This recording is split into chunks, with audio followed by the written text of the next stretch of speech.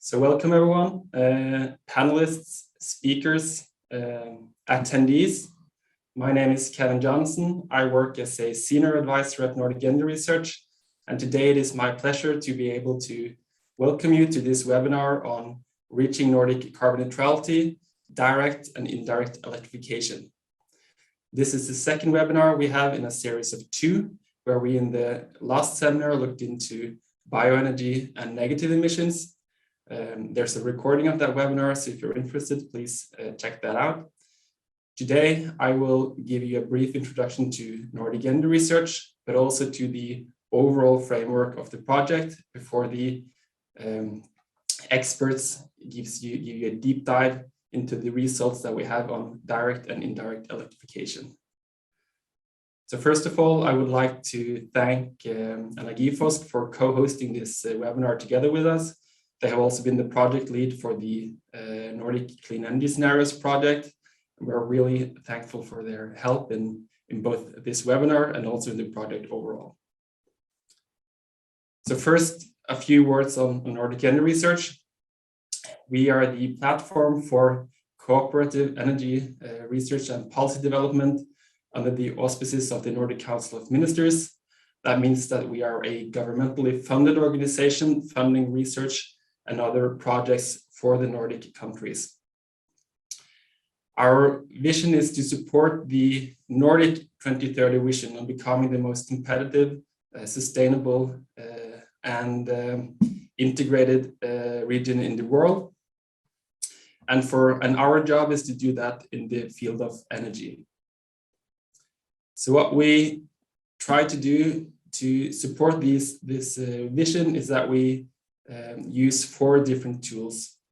So first of all, we fund a number of different research projects where researchers from the Nordic region get together and conduct research within the field of energy. We fund different types of analysis that can support the green transition.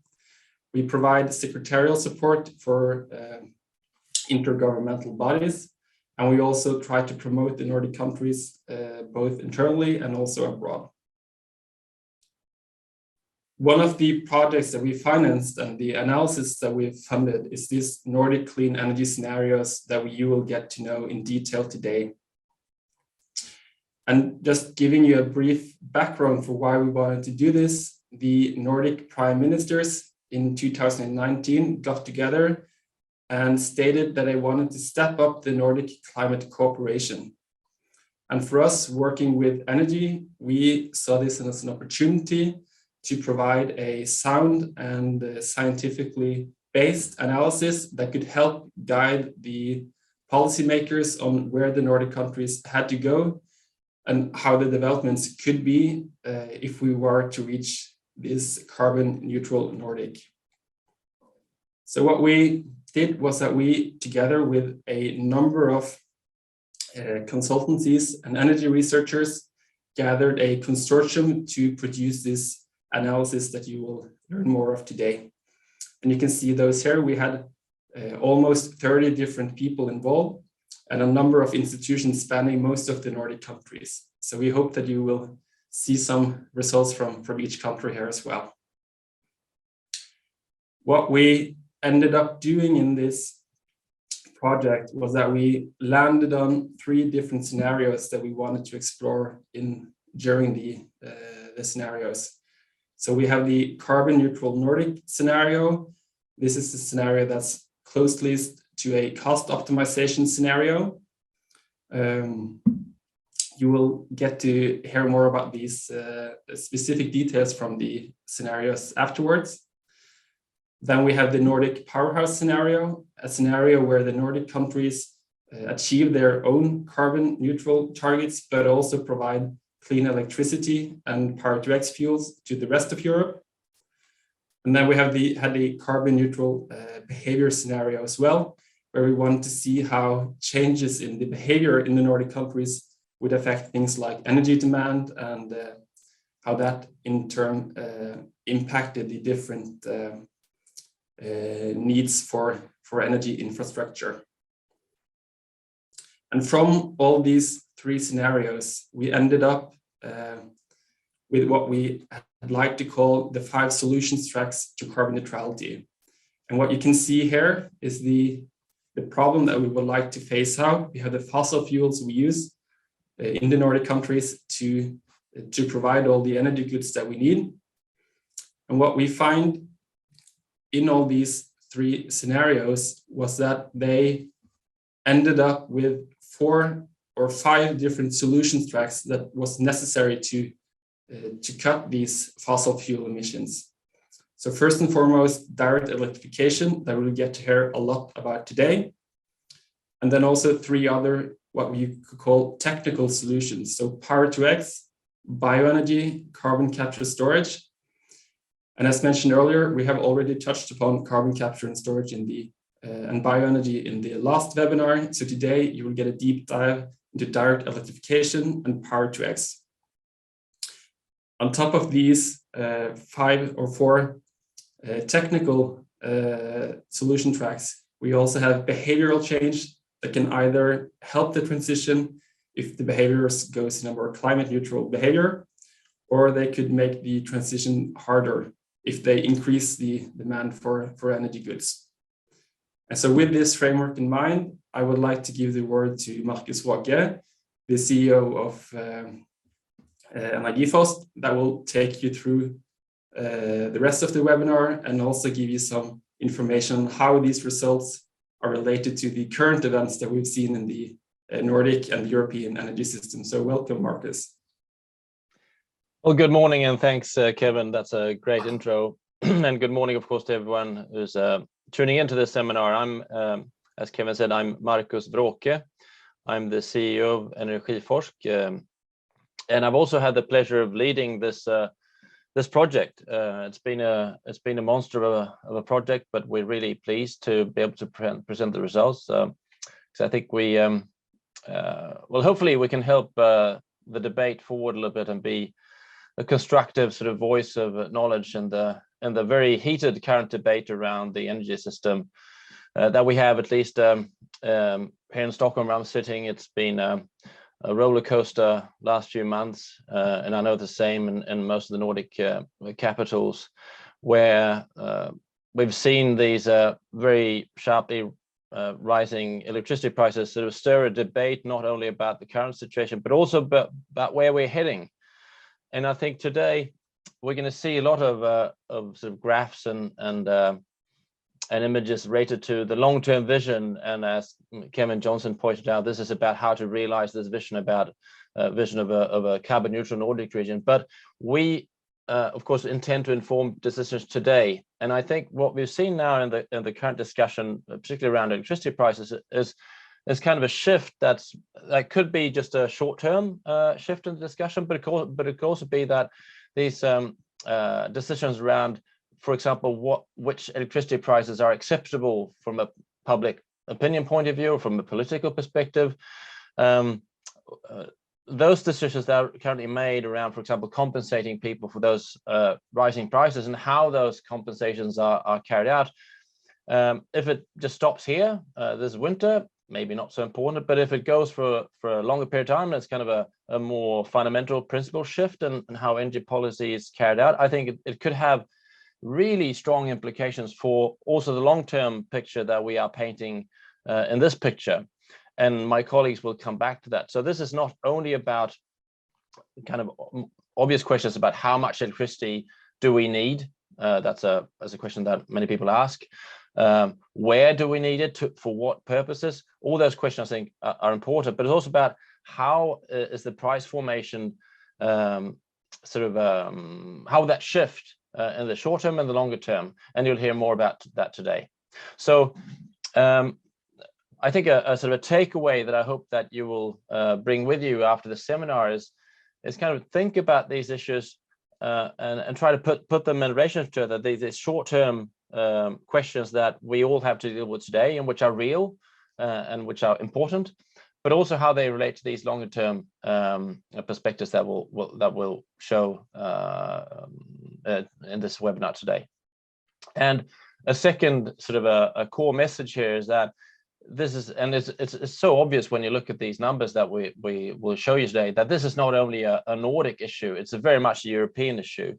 And I'm really glad that Nordic Energy Research and the Nordic Council of Ministers are at least taking a Nordic perspective, because I think that is missing from some of the discussions, at least from where I'm sitting, even the Nordic perspective, let alone the European one. And some of the demand for clean energy that we'll see from other countries than the Nordic ones will actually dwarf what we're doing and what we can make decisions about here in the Nordic region. So I think without that perspective, we're going to miss a lot of opportunities and certainly risk running into some dead ends and maybe less efficient decisions that we'd be able to make if we'd have a wiser approach. And as Kevin said, electrification, of course, is at the core of all the scenarios, but it's no coincidence that we distinguish between direct and indirect electrification. And you'll see more about that later. And I think that's also a perspective that is maybe has quite sunk in yet, just how important that is, how different that two different shapes of electrification are in terms of impacts on the overall energy system. So with that, thanks a lot for joining us again, and I will welcome now my colleague and the lead modeler of the investment modeling, Kenneth Carlson of IVL and Energy Modeling Lab. Take it away. Thanks a lot, Marcus, and I'll just thank you. Good morning, everybody. As Marcus said, I will discuss a bit on the electrification track that we have in the Nordic Clean Energy Scenarios. And we say that the electrification, direct electrification, is really playing a central role, and that is because we really increase efficiency going electric, but also, as you will see that we can also keep the cost down in the future system. But let's start on, let's see here. Yeah, what is really driving this electrification? Is many things. In the Nordic countries, we have a tradition of with hydropower, and in Denmark also wind starting early with that. And then we have been helped a lot by technological development the recent years, and that is if we look at the price decline in solar power, in wind, and especially in batteries.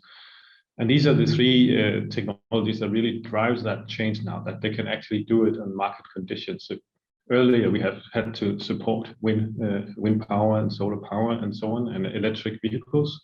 What we're seeing now is that we get new wind parks where that don't need public support to be built up, and that will just continue from there, because we have seen a dramatic drop in the cost from 2010 to 20, and actually this is expected to continue.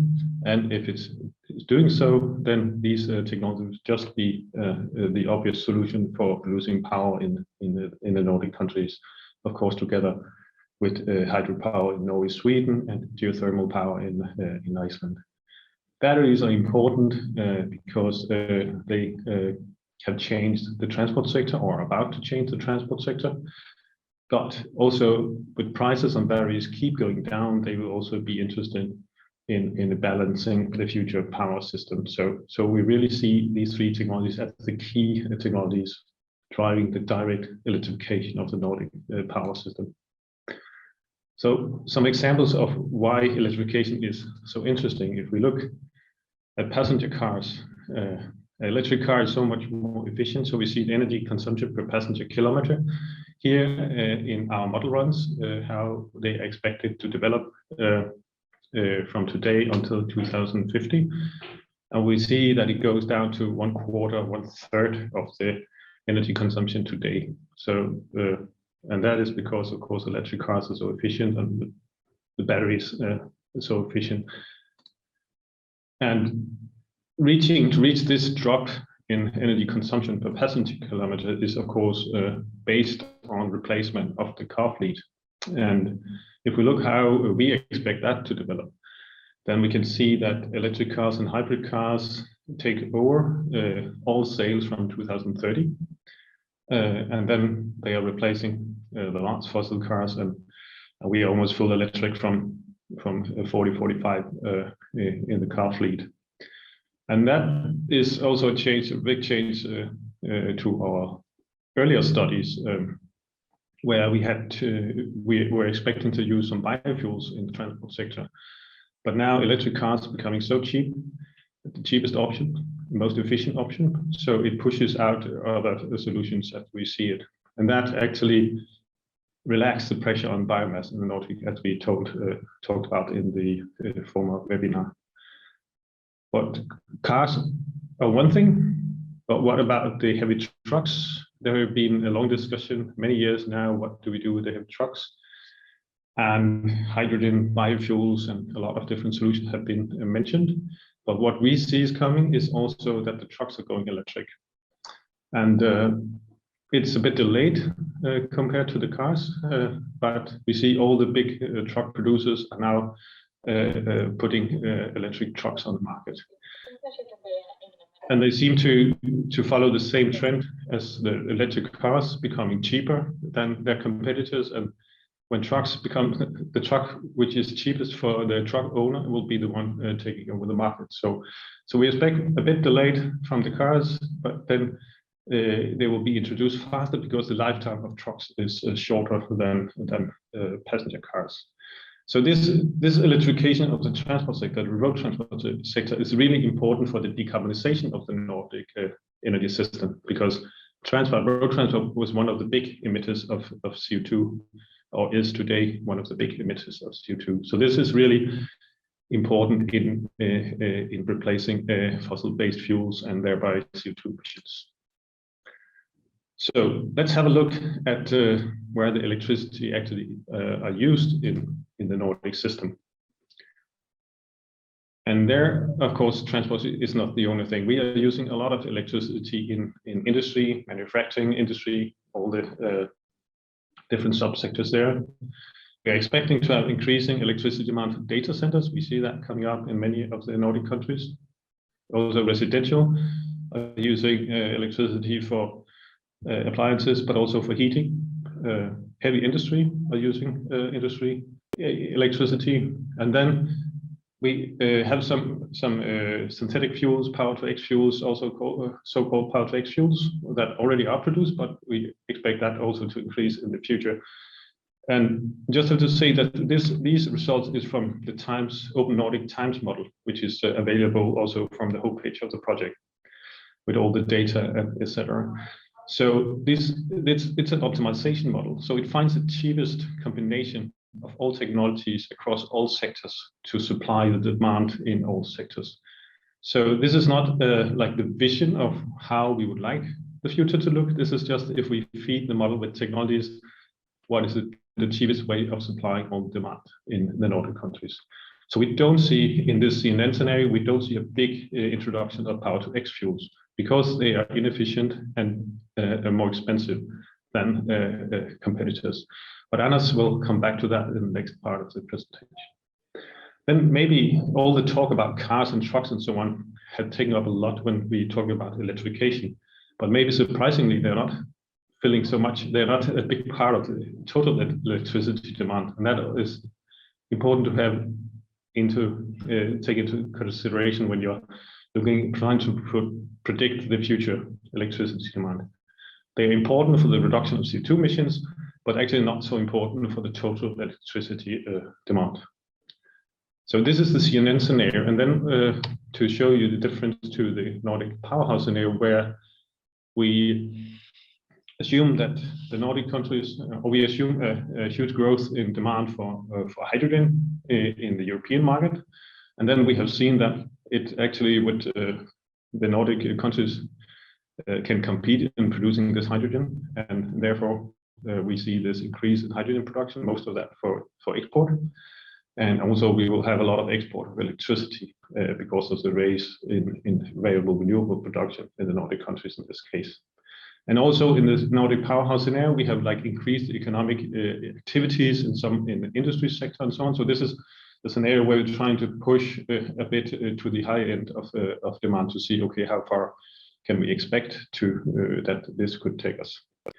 And of course, the power to X fuels then takes up a lot of electricity demand here, but we also see an increase in industry slightly. And when we also assume in this setup that we can attract even more data centers to the Nordic countries. So this is like to see, okay, how much can we imagine that this could expand.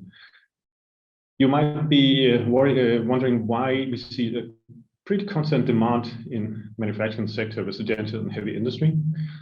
And that is not because they are not growing and not producing more, but it's also in a model like this, we keep track of all the equipment or all the energy consuming equipment, and they are replaced over time when their lifetime is over. And they are always replaced with more efficient technologies and so on. So actually, what we see often in these kind of projections is that the increased economic activity in the sectors, what should lead to increased energy demand is actually kept pretty constant because of the more efficient equipment that we installed on the way. So you can see the big consumers here of electricity is industry and residential, and potentially also power to X industry.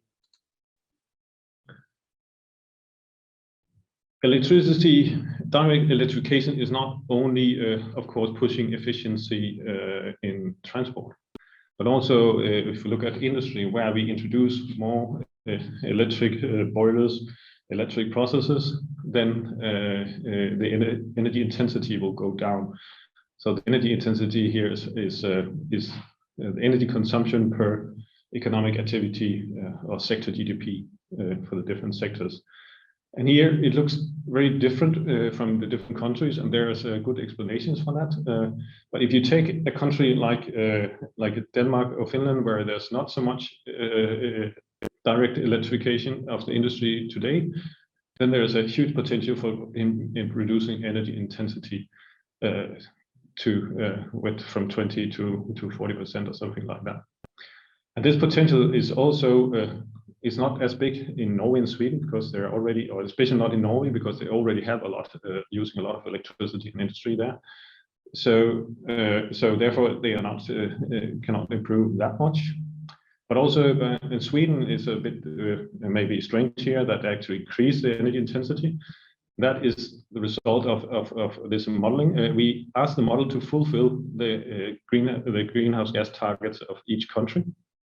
And actually, Sweden has some room for in their target, so they don't have to utilize all options in the industry, for instance. Also, one of the reason why energy consumption actually increase is that the model choose to install CCS technology on the steel industry instead of decarbonizing the steel industry, using electricity and hydrogen for that. By that, some of the things when you are using economic optimization and you have a target for greenhouse gases, you can have some sectors where you are not utilizing or not going utilizing the full potential for electrification or decarbonization. But that also means that there are even more options that we can utilize. I will come back to that. Other sectors, all the other industries and sectors is also reducing energy intensity, mainly because of using more electricity for heating purposes.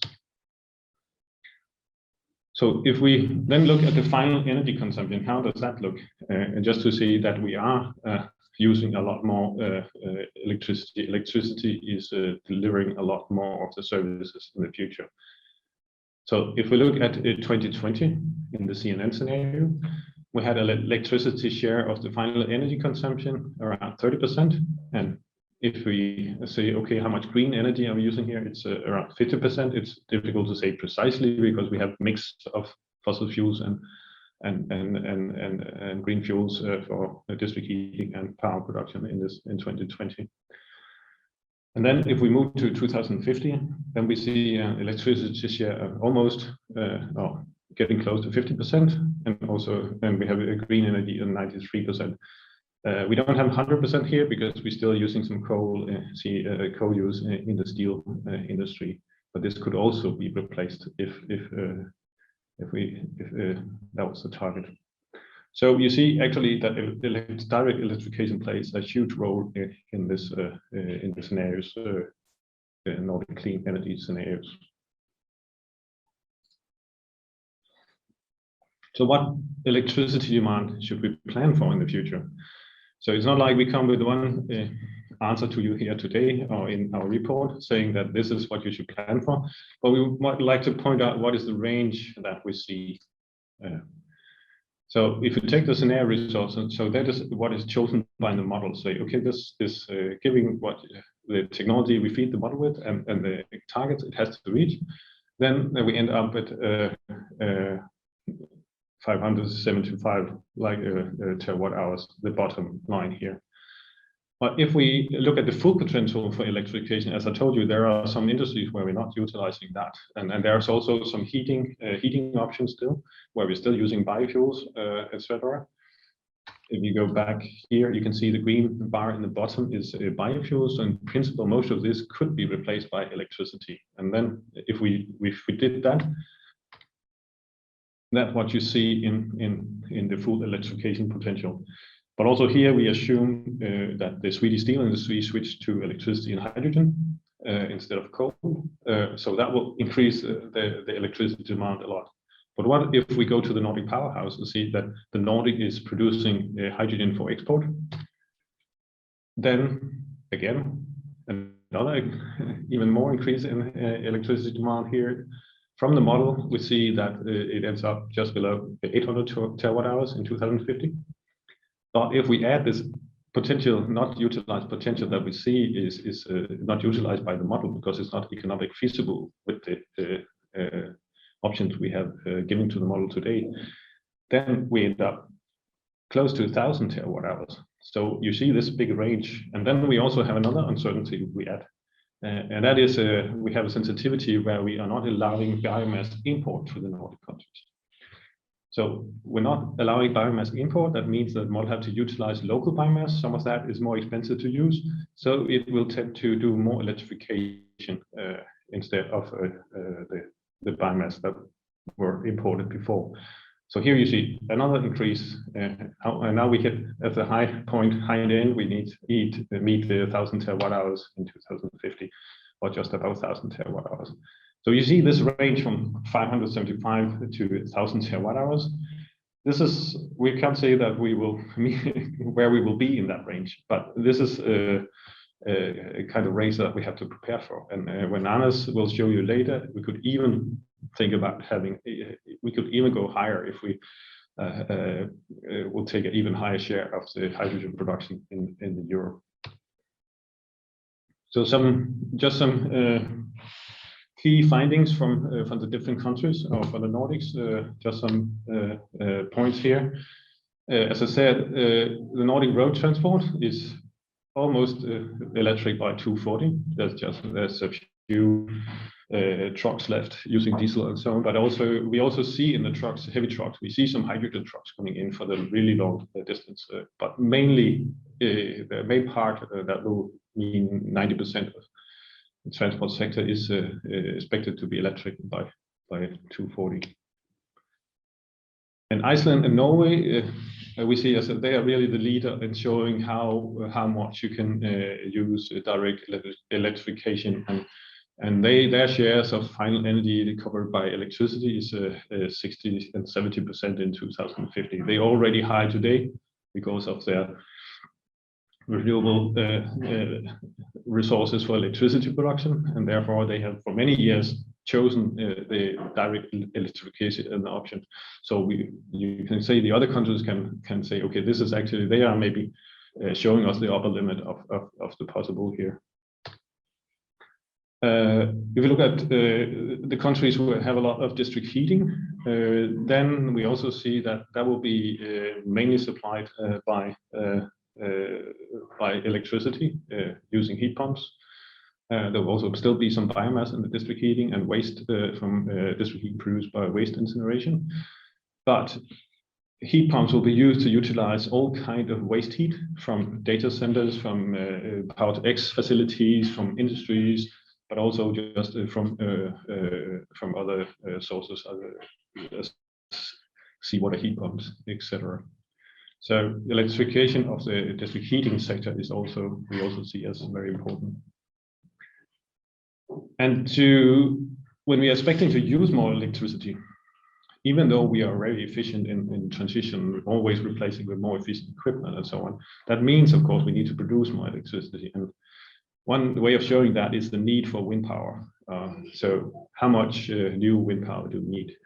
And you can see where we start in 2020, and then we need to, here in the CNN scenario, almost end up 2.5 times the capacity we have today. And if we are looking at the Nordic powerhouse scenario, then of course we have to increase even more, going up totally to almost 120 gigawatt wind.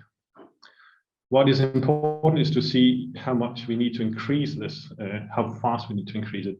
And luckily, with the development we see and so on, and because when the new technology take off for real, it is after 2030 where we really need to speed up the installation. But the problem right now is that we can't even follow the not so steep increase we see from today. We see many of the countries are lacking behind in putting up new wind, especially offshore wind, and also we see challenges in getting putting up onshore wind. So this is really a key to this electrification: is can we manage to put up wind and solar power fast enough? And just to see in both cases, even though we go really high in Nordic powerhouse, we'll see that we end up with a system where we have around 50% of the electricity produced on wind power in the Nordic system. So that is also pretty consistent scenario or result. Some key messages for this, we could pick many things, but I picked some here, and I hope that can feed into the discussion. So we're concluding that to reach ambitious climate targets, direct electrification is the single most important measure in the Nordic Clean Energy Scenarios. So, for many of the reasons I just touched upon. The potential for electrification, though, is a lot higher than what we're getting as a core result of our modeling. So we have even more options that we are showing here, and that also means, in principle, that we can go further than the targets that Nordic countries have today, if we were utilizing this. High electrification rate requires build out wind and solar, as I just pointed out. And if we lag behind here, then we can expect some challenges there. The next point also touch on that. If we don't build up fast enough, then the demand for biomass and biofuels and imported electricity will increase. And that is also what we see today, increasing the electricity prices and energy prices. So if we're not keeping up with this build out, then we can expect higher energy prices. If we can keep up, because wind and solar are the cheapest options, then we can expect pretty stable electricity prices in the future. But big uncertainty in this development is, as you have seen here, and you will see even more in the next presentation, is the development of power to X, which is taking off in all the Nordic countries. Thank you.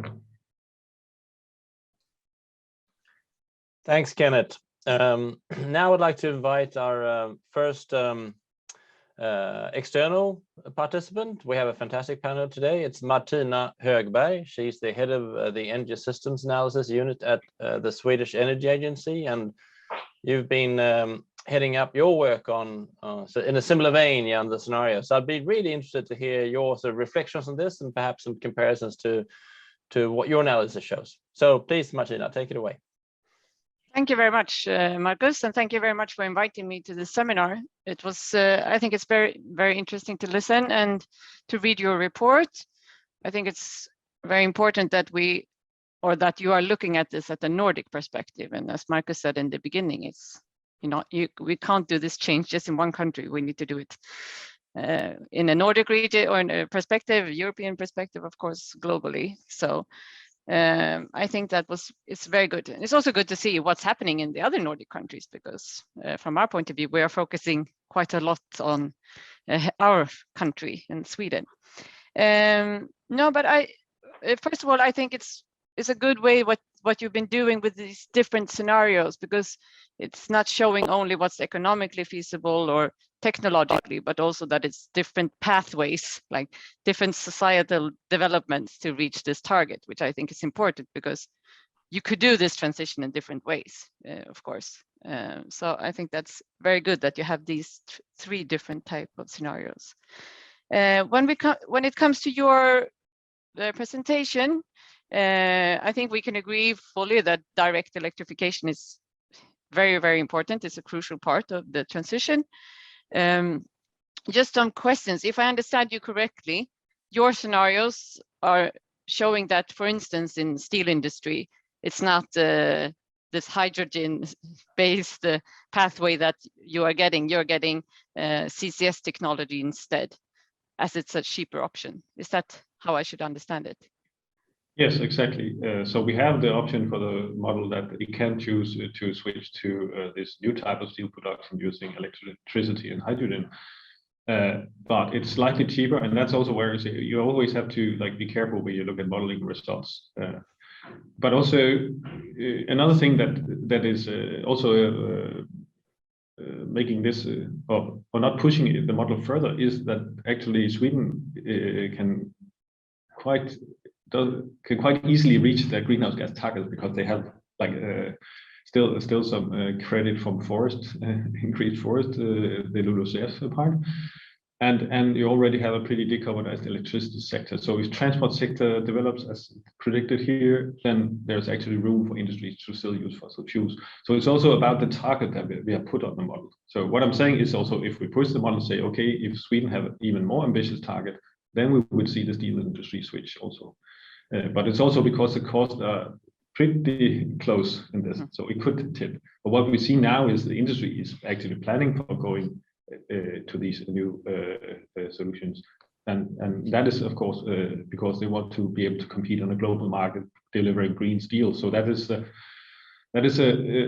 something that is difficult to capture in a model like this. Therefore, you have to know why you get the results you're getting.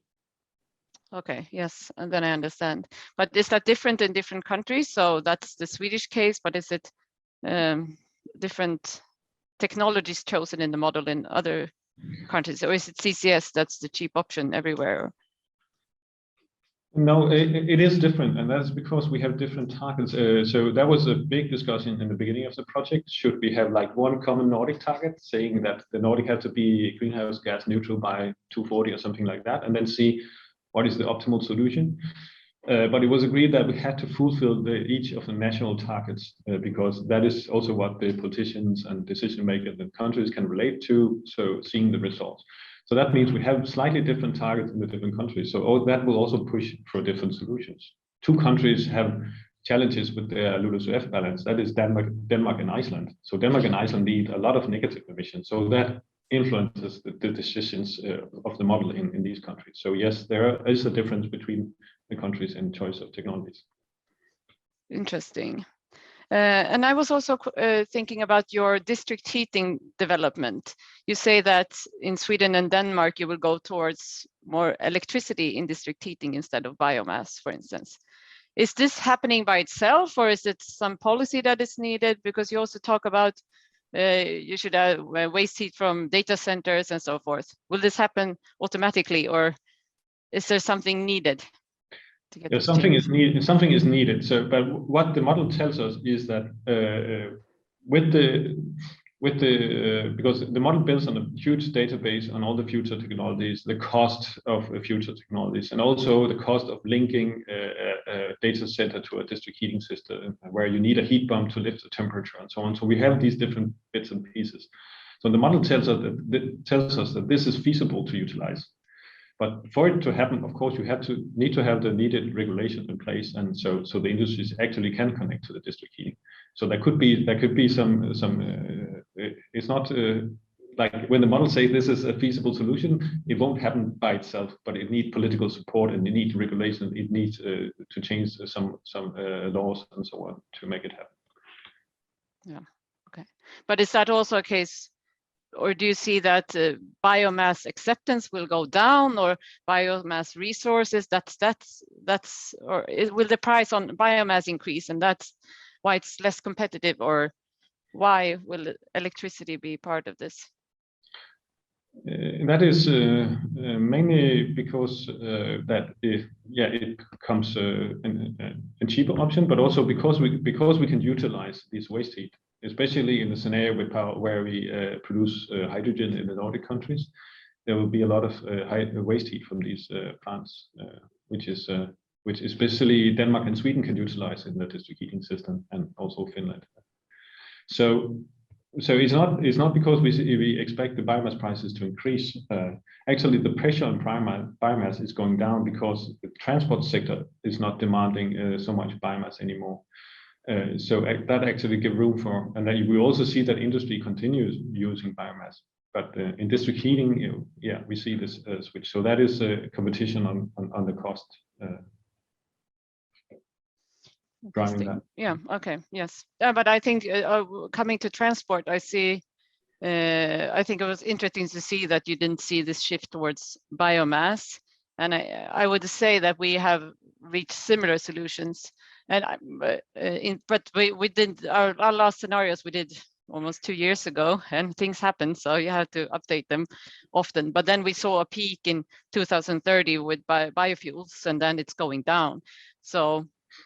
And now we will have to make new scenarios on that sector because things are happening so quickly, and the regulation on EU level is getting more and more strict. And I see that that's pushing the development quite a lot. So that was interesting to see your solution or your results on the transport sector, where we will end up. I can't say that we will have exactly the same results, but I see that it's quite clear where we're going. In broader terms, I think. So that was interesting. So in general, I would say we are more or less on the same line as you. The difficulty is, of course, how you model what's happening in industry, for instance. We don't use cost optimal models like this, but rather looking at both historical development and also what technologies are different sectors saying that they're going to use. Rather than looking at costs. But of course, costs are very important because now, for instance, if we see development with really high electricity prices, will that change how industry behave? Of course, it's something important to take into consideration. So I think, yeah. No, that is also so we are, as we are saying, we don't pretend that we have the perfect scenario here. We're just showing what is possible. Under the given circumstances, but now you also have a modeling setup where you can test a lot of things. And this is, as we say, we put this model open on the homepage, and also all the data used, the knowledge descriptions and so on. But that means if you say, okay, if we lagging behind with the development of wind and solar, then you could put like say, okay, a less optimistic potential of building out.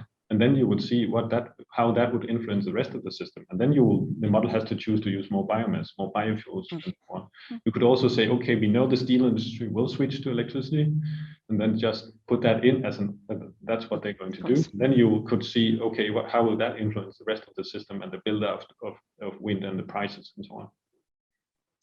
Yeah, no, but in general, I think it's very good that we have different models and different results, and also that we do different scenarios, because I don't see that we could, or none of us could project a true way forward. It's rather to look at what different challenges are we facing and that what is needed. So I liked your report that you're also showing, like in the end, action points on what should be done to get here, or what challenges are we facing, because that's why what I think is important with scenario analysis, not exactly where we end up in which number, but rather to see what do different scenarios have in common, what can we learn from this.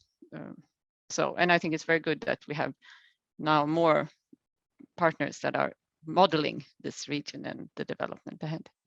It's important. So thank you very much. Thank you. Well, thanks a lot, Martina. Thanks for taking the time to join us. It's I agree. I think it's fascinating ways to compare these pathways, and it's I think the people who are very certain about the future have very low credibility sometimes, I think, because it's the more you work with this, the more you realize that it's quite hard to know what's what's the best way forward, which is why we're trying to reflect these different pathways also moving forward. And I've been trying, while you've been talking, to answer some of the questions in the Q&A. Down below you have a little quick Q&A, and those of you who want to post questions, please go ahead. We'll answer as many as we can, and the ones we don't have time, we might pick up later. Thanks for now, Martina and Kenneth.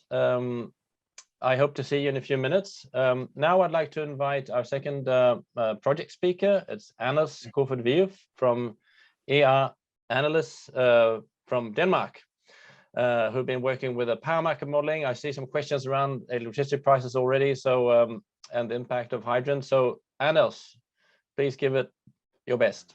Go ahead. Thanks, Marcus, and good morning, everyone. And so my presentation will focus on the indirect electrification, on hydrogen or power to X. And the background for this scope is that even though the CNN scenario that Ken shows that P2X might not be the least cost solution, we can see there's a lot of interest in P2X and hydrogen, both from the political level and from industrial players. The EU has set out a hydrogen strategy with a target of 30 gigawatts of electrolyzer capacity by 2030. And if we look at the EU climate strategy back from November 2018, we also saw that hydrogen was a pivotal solution in almost all these scenarios.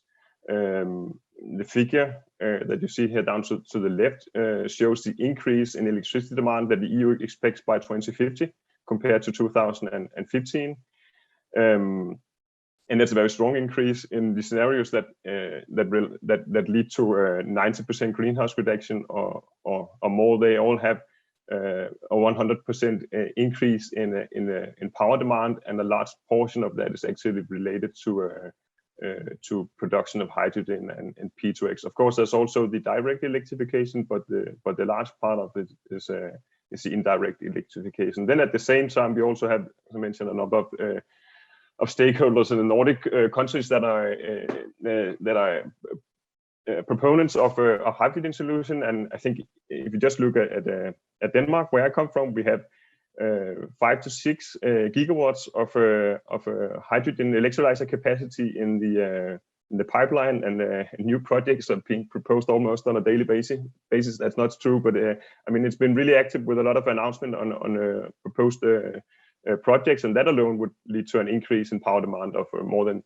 20 terawatt hours. And we also have in Sweden with the steel industry, which could potentially require more than 50 terawatt hours alone in the long term when the full transition has taken place. And we have also similar announcements in Norway, and also some projects coming in Finland. So we thought it would be interesting to take a closer look at this. And now Kevin mentioned in the beginning, we have these 3 scenarios, and those are the overall scenarios which are analyzed with the science modeling tool that Kenneth has explained about. But we also did some dedicated power system analysis within the project, so we could kind of see them as a side analysis, and most of the work from those analyses are presented in chapters 4 and 8 in the report. And in those analyses, we focused more narrowly on power and heat. On the other hand, we had a wider geographic scope, and you can see in the picture to the right shows the countries that we have been modeling with our power system model, the Balmoral model. It's an optimization model as times you provided with information about how the grid looks and current generators, and what are the costs then in the future of adding new generation capacity, but also to invest in new interconnectors. And then the model will find optimal solutions given those framework conditions.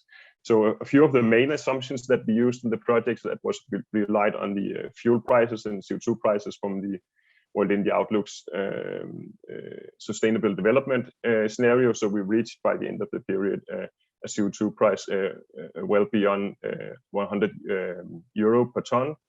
We had a biomass constraint on this overall geographic area, which was kind of to mimic a fair share of global biomass resource. Then we had a pretty strong cost reduction for a number of technologies, but also including for offshore wind power. And then the most important trick here was the way that we looked at electricity demand. And we looked at 3 different cases here. One which we called no P2X, which focused only on the direct electrification. Then we had another case called the high P2X, which relied on the combo scenario. Maybe you saw it in the graph before.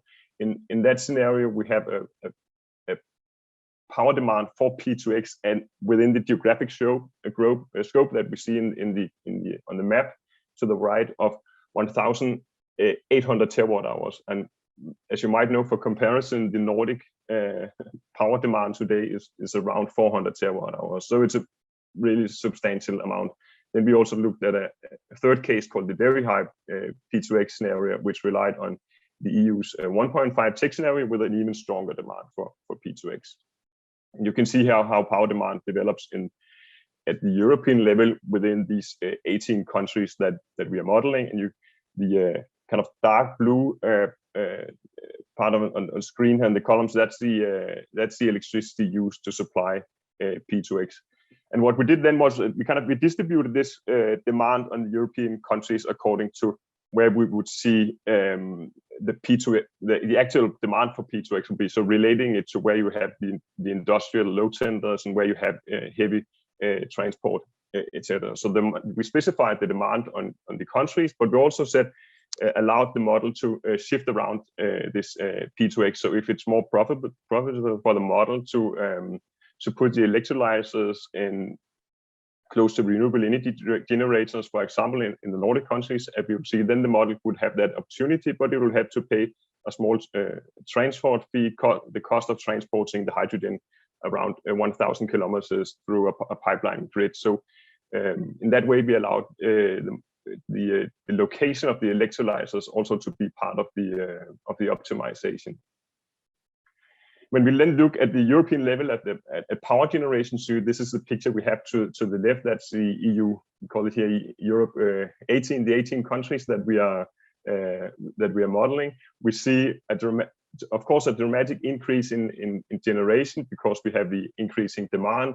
At the same time, we see a shift towards renewable energy sources, which is offshore wind power, onshore wind, and also actually a very significant contribution from solar power as well. And you can see the difference here between the generation in the no P2X, high P2X, and very high P2X, which is of course linked to the difference in demand. But the overall trend is actually the same in all 3 scenarios, and that is that we are heading towards wind and solar power, that they will become the main contributors. And now we have at the moment very high gas prices, which is probably the main contributing factor to the very high electricity prices that we are also seeing. And in this case, in this optimal case, given all these framework conditions that I described before, we actually see that natural gas demand is half by 2030. So we are heading towards a system which is less reliant on gas. And if we look towards 2050, we are almost eliminating gas demand, at least when you look at the production side. But we still have some gas capacity in the system to supply some peak load. But it's just not used very often in the system. So if you look at the generation side, it's actually quite marginal. And then you have to the right similar generation in the Nordic countries, and here we have an even more kind of dramatic development with a power generation, which in this high P2X case is more than double compared to today, and in the very high P2X cases, I would say it's actually we have more than a tripling of generation compared to today. And that again, that generation is also provided by wind power, both onshore wind power and offshore wind power. A large portion of the Nordic power generation is then exported, and if we just take a look at the numbers, just focusing on the high P2X case, we can see that we are assuming that the electricity demand will increase from the current level of around 400 to 450 480 terawatt hours. So that includes the development that we have within the direct electrification, what Kenneth also told about, the electrification of transport and the heating sectors. But then in addition to that, we have P2X to serve the Nordic power demand. We have specified that in the model, so that's exogenous assumption, that's close to 120 terawatt hours, but the large part of P2X production is actually for export. So the Nordic countries contribute to fulfilling the craving for hydrogen that we see in Europe in this scenario. So 300 terawatt hours of power demand is used to produce P2X that would be exported to other countries. And then in addition to that, we have a net export of electricity on top of that. So direct electricity being exported to other countries of around 200 terawatt hours. So it's, I mean, a dramatic transformation of the system that we know today, and probably also quite a bit to the extreme side. But at least it shows that what are some development opportunities for the Nordic countries. And so in this map show the power system in the high P2X case in 2050, and the numbers that you have on the map, those are the average electricity prices in each of the bidding zones that we are modeling, and also take notice of the hubs, the offshore hubs that you see. So we are not only modeling the current bidding zones as we know them, we are also taking into consideration the opportunity to connect the countries around the North Sea and the Baltic Sea through hub solutions, which provide both an interconnect opportunity, but of course also a smart way to feed the offshore onshore. And in this case, with the high P2X, where we have this large demand for P2X, we also see that the prices are actually evened out to a quite high degree. I mean, we have higher prices in continental Europe, and I think it's quite obvious because continental Europe does not possess the same amount of renewable energy resources as do the Nordic countries or the UK, for example. But the P2X has an effect of evening out the prices because the P2X facilities are located where the resources are, and this proximity also limits the amount for interconnector capacity. And I think, again, compared to what we are seeing today, the prices that we have here, of course, very modest compared to what we have seen during the autumn of 2021 and the prices that we are seeing now. And also to notice that, as I mentioned before, this is a system that does not rely on natural gas to any large extent. So the uncertainties that are kind of facing a system like this is more related to weather patterns, for example. I think accumulated, we have more than 300 gigawatts of offshore wind in the North Sea and the Baltic Sea, so very stunning and big numbers, but actually pretty much in line with what the European Commission is also foreseeing in some of the scenarios that they proposed in the climate strategy. And as I mentioned, we are assuming rather strong cost reduction in offshore wind. And if you have been looking into the details of the report, then you might think that maybe we are overly optimistic. I'm not sure, because as Kenneth mentioned, we have just seen recently that developers that are actually willing to pay money upfront to install offshore capacity. So we also made a sensitivity where kind of slightly less optimistic prices on the offshore wind, and the result is that we have an overall increase in most of the price regions of around €3 per megawatt. Of course, it differs from bidding zone to bidding zone.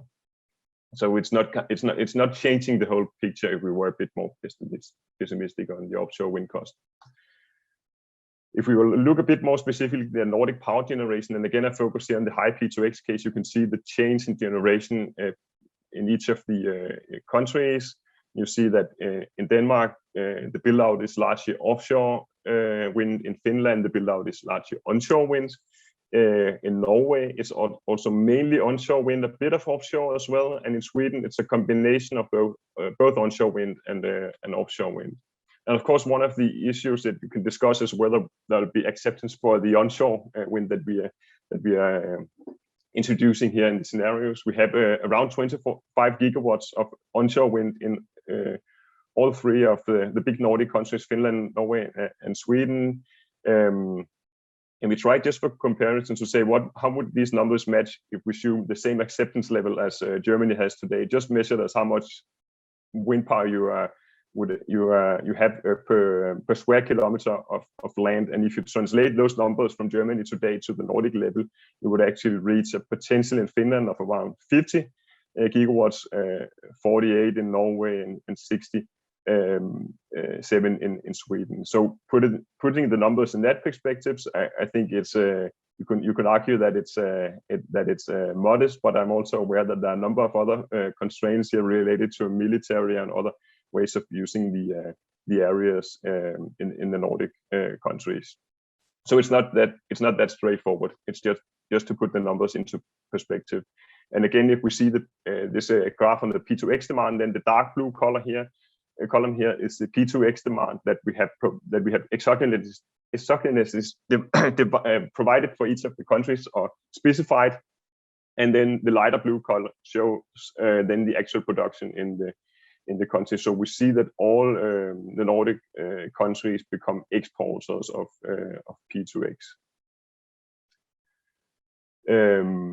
And then we see also a need for significantly more transmission capacity in all cases. And in this graph shows both the dark blue is the transmission capacity between the Nordic bidding zones, and the lighter blue color is the capacity between the Nordic countries and third countries. And we see an increase in the demand for transmission capacity in all scenarios. So that is actually independent of whether we are looking at a situation with no P2X or a situation with high P2X. And then you can ask again, how come you don't see a much stronger demand for transmission capacity in the high P2X cases? But again, that is related to the fact that the model chooses to locate the P2X facilities close to the renewable energy generators, and thereby also lessens the burden on the transmission grid. But having said that, I mean, a 70% increase in the transmission capacity between the Nordic countries is still extremely significant and would require a major change to the system. And then also to mention that this is again only looking on the capacity between the existing bidding zones, and on top of that we have the whole offshore grid that I showed you before in the map. So it comes on top of this. And regarding power prices, so this is just a case for Sweden where we did a few iterations with and without having more or less nuclear capacity. But basically the picture that we're seeing is that we will have power prices that will vary quite a lot. We will have occasions with high power prices, but we will also have some occasions with very low power prices. And of course you can ask, how come you have situations, as you see to the right of the figure, where the power prices go down to zero, and maybe that happens 500 to 1,000 hours a year. And the reason for it is, I mean, even though you can imagine that it should be utilized for something, but with the assumption that we are doing, at least in the model, we see that it doesn't pay off to establish an electrolyzer facility just to consume electricity in those few hours, because you also have to pay the capital cost of the electrolyzers. So it's an expression of the optimization of the model. It actually pays for the model to have some hours where the power is not utilized and have a bit of a curtailment of wind or solar power there. So what are the implications of this? I think one perspective is to see this as a big green export opportunity for the Nordic countries. So the Nordic countries, at least Denmark and Norway, has for a long time been exporting hydrocarbons. But maybe this could be a new energy adventure for the Nordic countries. When we put the numbers all together, the export that is related both to produce the green hydrogen from the P2X facilities and also the direct electricity export, we reach an accumulated value of this power of this energy of around 26 billion euro. And as you can see from the table, we also added a potential for producing blue hydrogen. We put this as 100 terawatt hour. That is, I think we have some Norwegian stakeholders that has proposed that as maybe a realistic potential. But I mean, I should be completely honest about saying that the potential for blue hydrogen has not been analyzed in depth within the project. But of course, if you imagine that you have potential for exporting green hydrogen, there's definitely there could be some opportunities for linking blue and green hydrogen and transporting that energy in the same through the same Nordic hydrogen infrastructure. And there will also be an environmental benefit from this export. Of course, the critical point here is what does this energy replace in the other end? If the Nordic countries are not supplying this P2X and hydrogen to the rest of Europe, what would be the alternative for Europe? Might Europe import the hydrogen or the P2X from third countries, from Chile or from Morocco or elsewhere where you have good renewable energy resources, or maybe also produce it domestically? We have assumed here that the abatement factor is just one third of the generation. So I mean, potentially, if we had a full abatement, the effect would be 3 times the number that I write here, which is the 46 megatons of CO2, which is more or less comparable to the total Danish CO2 emissions today. Sorry, greenhouse gas emissions today. So to sum up, what are some key messages here from this part of the analysis, the power system side analysis, is that potentially the craving for hydrogen at the European level could be an export opportunity for the Nordic countries. So the main questions here is also, or the second question is, are the Nordic countries ready for doubling or maybe even tripling power generation? We also see that in this balanced system, 2050, we have power prices that will actually stay at a quite modest level, and we have the P2X contributing to smoothing out the prices and improving security of supply. And as I also mentioned previously, in this decarbonized European power system, we will be much less sensitive to variations in gas prices and other fossil fuels. But of course, there will be some new weather-related uncertainties that will emerge, and definitely something that would be relevant to dive more into in future studies to in more detail model how sensitive is this system and how much backup capacity would we eventually need. So I think that was all from my side for now. Thanks, Anders. Fascinating. So now we invited a player from Iceland. We have our second guest is Jon Björn Skulason. He is the general manager of Icelandic New Energy, working with many things, including hydrogen. So, John, please take it away. Yeah, thank you very much for inviting me to participate. Icelandic New Energy has been working on different elements of replacing fossil fuels with alternatives during the last 20 years, looking into any kind of aspect. We in a sense don't care whether it's direct electrification, hydrogen, methane, methanol, ammonia. The main topic is just to eliminate the use of fossil fuels in all sectors which are not already electrified in Iceland, which of course is quite high.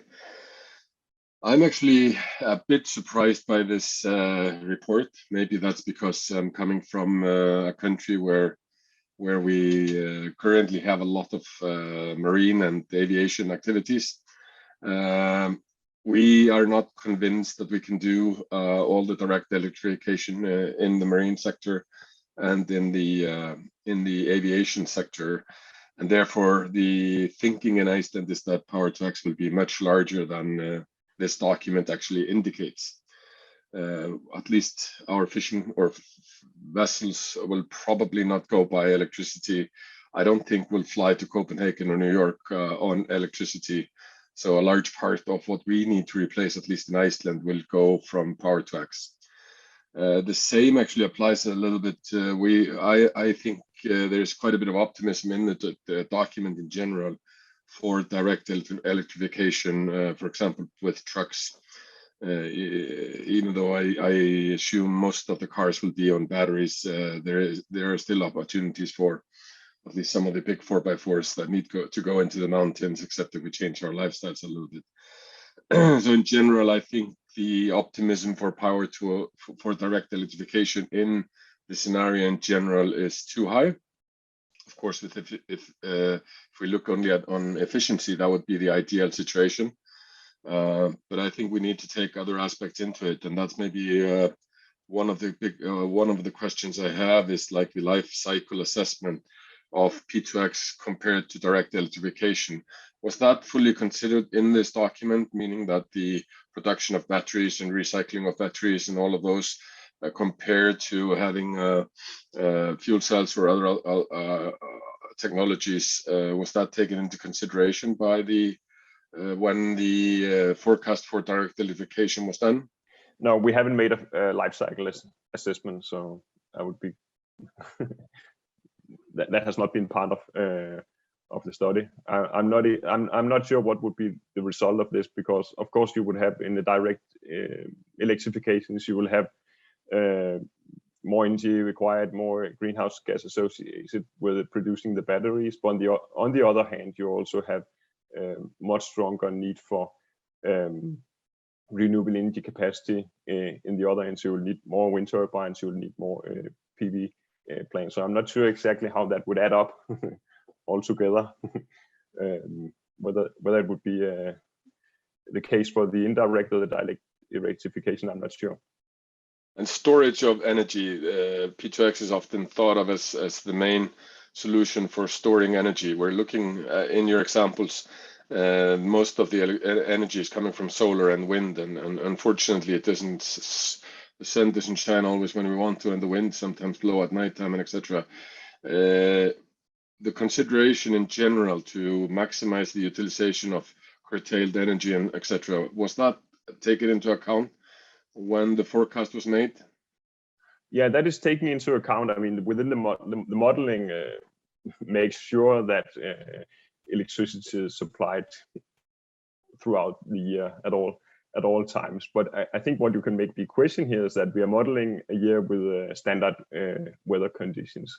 So what would be interesting to supplement these analysis with, in my opinion, would be to look at a much broader range of different weather years. I think that would be a significant contribution add-on to what we have done here, to kind of to test how vulnerable is this system to very cold, extremely cold winters, or particular years where we have less wind than normal. I think that would be interesting to look into. But my expectation would be that it doesn't change it wouldn't change the general picture. I'm quite confident about that it is wind and solar power that will power the system. So the question is more, would we need a bit of backup capacity to support what we have here? Would we need at a European level an additional 50 or 100 gigawatts of turbines that we could put into use in those particular cases where the power system is strengthened? Or maybe it would be cheaper to supply that better backup by batteries.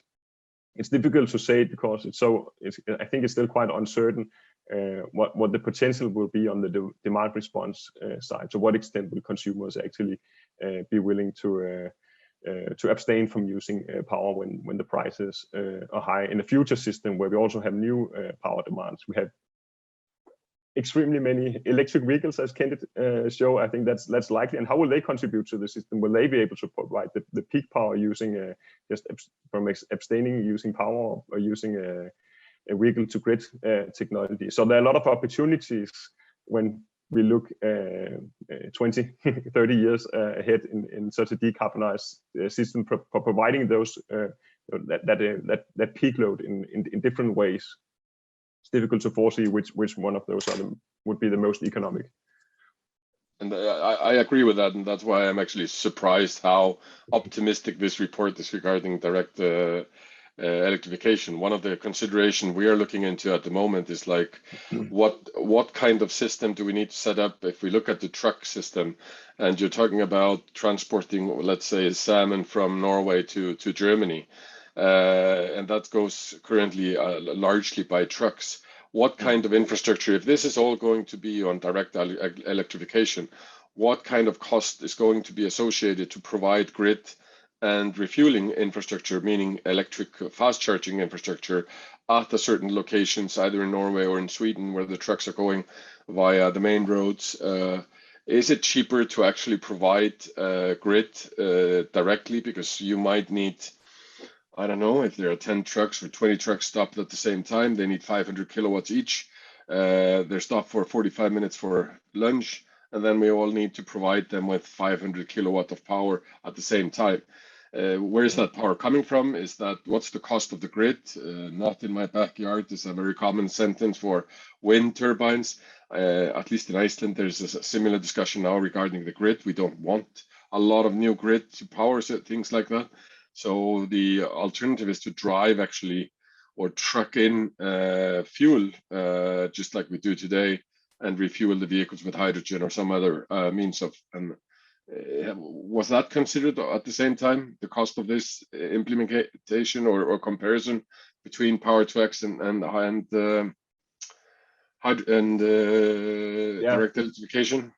I think actually this is more on Kenneth's table, because our part of the analysis that I was mainly contributing to was on the power system analysis, and not so much on the demand side. But I think this is a topic also which is being dealt with very much in Sweden. Just to say about the electricity infrastructure to support particularly the trucks, where you're investigating not only charging infrastructure directly, but also this elvægger, where you can charge while driving. So a lot of different concepts are being investigated at Swedish level. Personally, I would not be so much concerned about that, to be honest. I think the challenges that we're seeing in some of the other scenarios with respect to the build out of renewable energy and the electricity infrastructure between the countries is probably I would say that I would see that as a bigger challenge, definitely. Kenneth, maybe you're welcome to supplement me.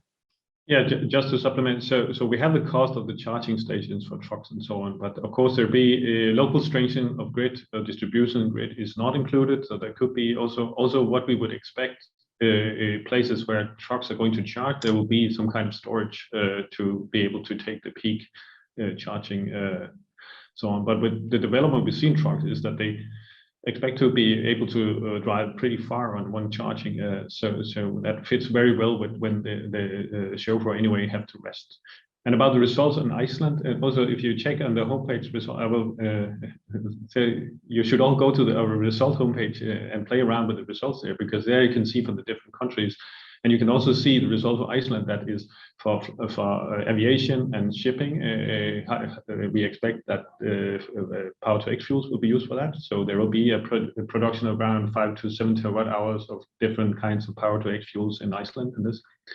And the fishing fleet is actually in the model not switching to electricity. It stays on diesel oil, but it could switch to Power-to-X fuels also, of course. So so you can investigate all these different details and so on on the homepage. Yeah, I fully agree. I'm just saying I don't fully agree that the optimism for direct electrification in the report in general is slightly high. If you look at the OEM development, specifically in the truck industry at the moment, and also in the maritime sector, at least quite many of them are looking towards Power-to-X. Why that is happening, I know, of course, there are also being developments in trucks, and the range of the trucks is expected to be quite high in the near future. So there will be, of course, some kind of competition. The question in my mind is often what's more efficient regarding the infrastructure, the storage of the energy with a lot of wind and solar. So I think the optimism for direct electrification, I know that's the ideal situation regarding efficiency, but I think this report is over optimistic. But as when we do forecasts, we're always going to be wrong on something. But whether whether I'm wrong or the report, I at least think P2X will be larger in this sector. Thanks a lot, Jon. I think you kind of hit a point that we've seen also in the Q&A section here. How do we sort of strike the right balance between the direct electrification that with its benefits and the necessity to cater for the specific needs of, for example, the transport sector. And I suppose one takeaway here is that we're going to need a lot of electricity, and a huge chunk of the future demand will come from P2X applications and hydrogen production. So I think we need to be very careful where we use hydrogen. And I suppose the question is where we have alternatives. The modeling suggests that we should use those alternatives because we need so much electricity for other purposes anyway. So I suppose that's one sort of underlying driver why we see this push for direct electrification, also in applications where, for example, hydrogen could be used, like in transport, like you point out, Jon. So I would like to invite again Martina Högberg from the Swedish Energy Agency for a finishing chat here. Hi, Martina. And I want just maybe ask you to reflect on the topic that we just touched upon. When you see these kind of huge spans and potential demand for electricity driven by what is essentially fairly limited number of very large projects in the Nordic countries, but even more so from the demand from the rest of Europe. How do you as an agency sort of plan for that? How do you handle that? It must be a sort of daunting task where you see this great uncertainty. Yes, of course, it's quite uncertain, and it's I would say you see some no regret options, with direct electrification in transport, in heating, but then you have these, as you say, this power 2x part, which it will increase electricity demand quite essentially, especially if you're going to export. So one thing is also how do we create acceptance in society if we want to be this exporting region? I think that's quite important. We have to start now to make sure we can build this renewable capacity that your analysis showed that we have the good conditions to do in the whole Nordic region. So of course we have to start planning for that now. And we have one part, and there's also other agencies that will have to do their part, of course. But it's also interesting, I think, to see what will we export. Is it hydrogen or is it products, more refined products? What do we want to export? I think that's also important. From our point of view, if you look at our hydrogen strategy, we say that first of all, we should export more refined products, and that's where we're going to use the hydrogen. But of course, then how much then will be other things, and how big of a partner do we want to be in this transition in the rest of Europe? How much do we want to help others, if I could say it like that?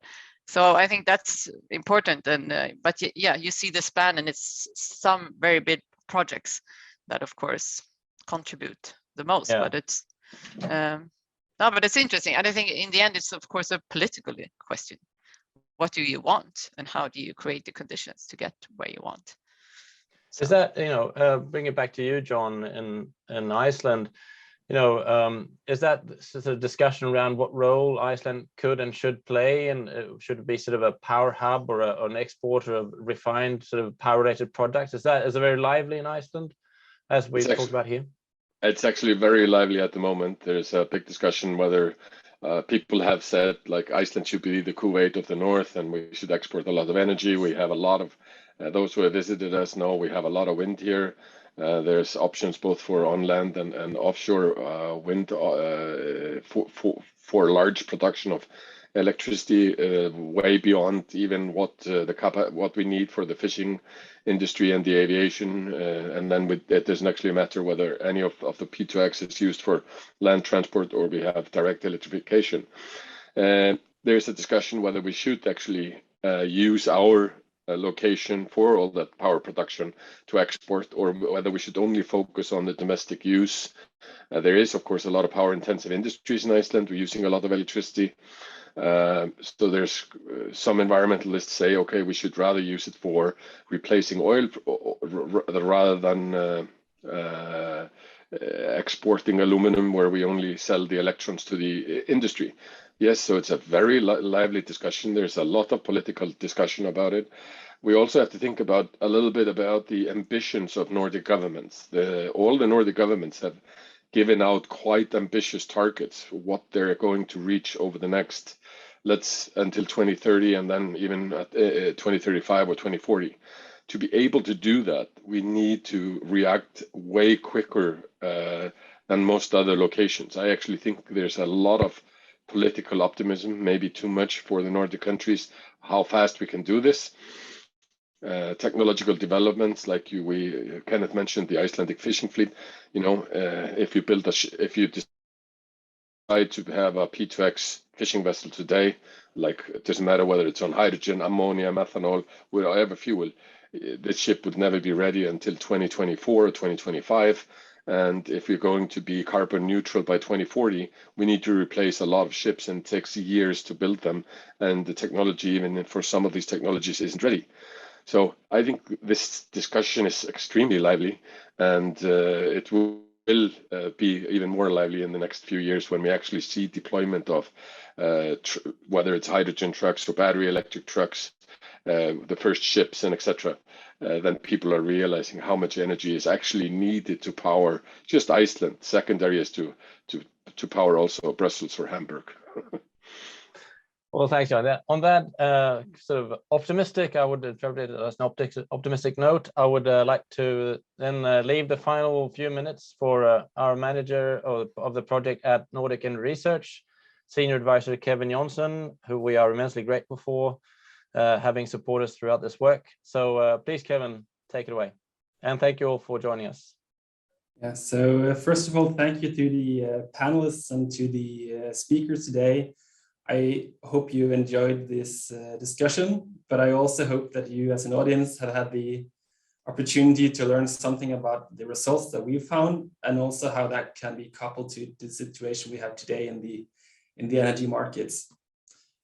So how do we move forward from here? So first of all, as you've seen, we have a lot of results.